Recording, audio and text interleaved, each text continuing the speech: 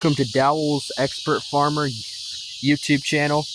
This is Mark, and today I'm going to be showing you how to grow and take care of your juicy watermelons. As you can see, this is a Jubilee patch, and we have some sugar babies growing in the midst of them. First thing you want to know is how to plant them. Very simple, and I'll show you how to do it. Let me get over here to my shovel. You dig in the ground. This is some compact clay, but I've been working well with it. Overturn it, hit it, and now let's go get a seed. Just kidding, folks. That ain't not enough space. You need about at least 2 feet in diameter. So let me dig this up with our old Dollar General shovel, and then I'm going to plant these in the ground. I'll be back. Okay, I just dug up with my Dollar General shovel about this patch. It's about maybe, I wear size 9 shoe. It's about 1, 2, 3 lengths of my shoe. 2, 3, 4. 3 to 4, so about 2 feet. I mean, I can expand that, but it's just gonna be one plant. So I got an optional solution. This is optional, but I got forest soil, and I don't know what to do with them. So I'm gonna take it and put it in my wheelbarrow here and dump it. And what we're gonna do is we're gonna get this soil and dump it right here on top. Like I said, this is optional. You don't got to do it. I'm just doing it for a higher chance of fertility. That's all. Let me dump it. All right. Now once we got that soil, look at that. That's our compost. Try mixing some watermelon peels in there too. All right. Now we're going to get our seed and place it in the ground. Now, you always want to get prepared in case our seed doesn't sprout. So what we're going to do is we're going to get a second seed. So I can reach it. And place it right on top or right next to it. And then if they both germinate, you can either transplant that one. It's a difficult process and takes a lot of time and training. So maybe I can show you how to do that if both of them germinate. But just leave it like that. So what we're going to do is, now we're going to get some fertilizer. Let me show you what kind I use. I use all-purpose fertilizer, 10-10-10. See? And this is just some synthetic combination, blah. And we can use this stuff on your watermelon. So I'm going to show you how to properly put it in your watermelon patch. What this stuff does is it helps your watermelon plants get a good start. I mean, it can get a good head start in this soil, but most people ain't gonna afford this kind of soil, and I just got it for free down my wood patch. And then you just dump it in there. I'm gonna get a bowl and a plate and show you what I can do. So we got a spoon here, fertilizing today some of our watermelons. Just go on in, show you what I can do. So we got a spoon here, fertilizing today some of our watermelons. Just go on in, take a spoon of this and dump it all around. You can get 2 spoons, ain't gonna hurt nothing.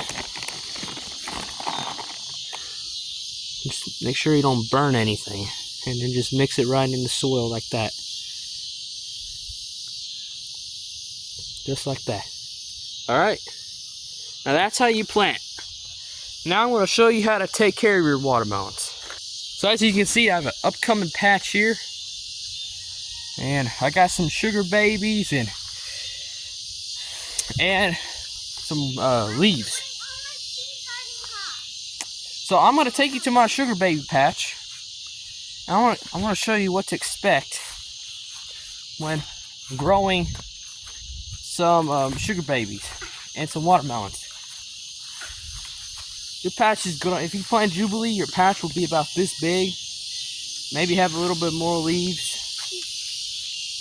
And once you start having them leaves, you want to give them a lot of nitrogen. Not too much. If you're like me, you're probably gonna not have a lot of options if you shop places like Walmart. So they only have a balanced fertilizer. So what you do is you get a bowl, get some 10-10-10, some tomato tone, put it into this bowl, mix it with a spoon, and just dump it in. I already fertilized these, so I don't want to risk burning them. But if you do like this, get a spoon, dig like here, dig right here, and just put the mixture like that, and mix it, cover it up. You'll fertilize your watermelons like that.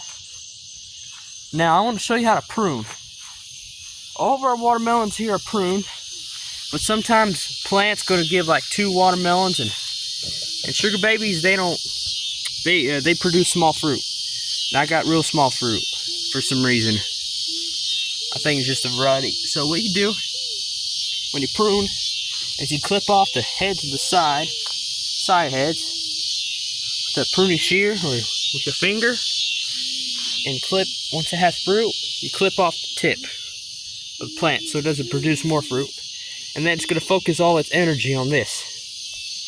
And once you do that, you'll have perfectly healthy fruit.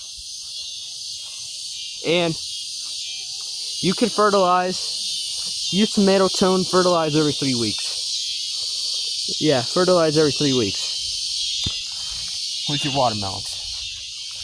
So now the next thing you need to know is calcium deficiency and watering deficiency. My soil is clay, so I'm not going to worry about too much if I'm missing some some water. But calcium is a problem for me. Clay soil and red to brown clay soil has little to nothing of calcium. So what I did is maybe I didn't do it this, but I remember putting bone meal just all over my plants. Just not all over my plants, but in the beginning of the planting season, you should just put bone meal all over all the dirt and mix it in. And that will help. And then you can put bone meal later if your plants are still not doing too well, because they will die from calcium and from deficiency, and from they just die. And it happens to some. I only had one watermelon this year that did that. I guess it didn't reach the calcium, but overall I've had a good patch. Now back to the fertilizing. I used on this patch a balanced fertilizer, and sometimes I just add some tomato tone. The reason why I use a balanced fertilizer, this is my opinion, I don't know, some gardeners might disagree with me, is because I want bigger leaves to conduct more photosynthesis, and I also want healthier leaves that won't have diseases. As you can see, these leaves look very good and very disease resistant compared to other people's watermelons if they would have used a 10-15-20 ratio. So you just do that, fertilize, that would be great. And since I lost track of where my stems are, what I did is I put stakes right here, right next to the stem, and I just fertilize right here. And that should help out, so I don't step on them or anything like that. So I'm going to try getting out of this patch. This patch is so overgrown. So you do that, you'll have a successful watermelon harvest.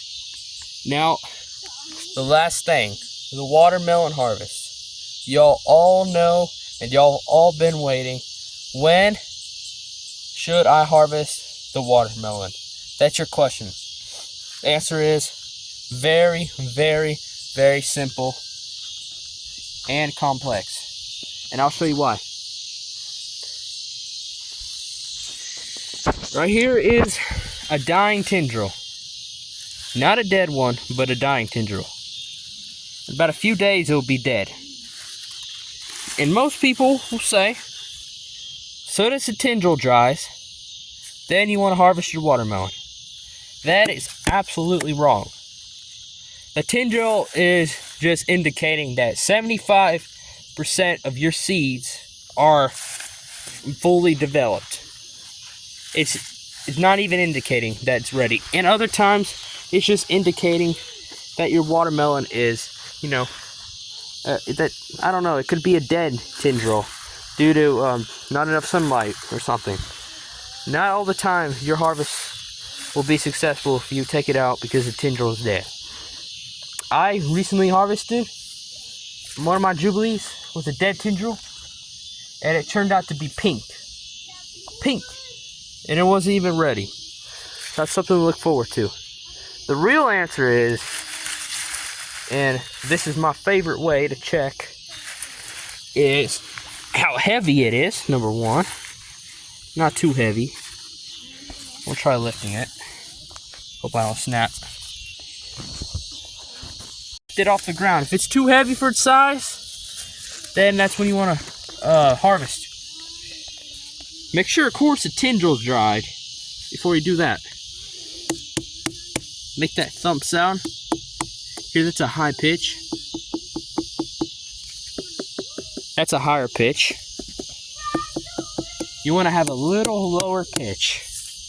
And the third thing is this thing right here has clean cut off. If you really want to harvest your watermelon and get a perfect watermelon by looking at the tendril, the best thing to do is check for the vine. Now, this is how I would do it.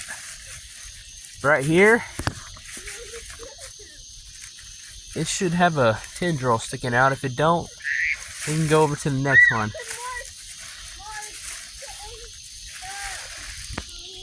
Right here, see this? That tendril ain't even turning brown. This tendril is supposed to turn brown to indicate that your watermelon's ready. That thing ain't even brown. Down here, it should also be brown. I don't have much film, but I'm going to show you one more sign. Most people say your watermelon's determined by the yellow spot. That ain't true, because the tendril on this one ain't even dry. Well, thanks for watching, guys. Hope you enjoy and learn a few things. Have a blessed day.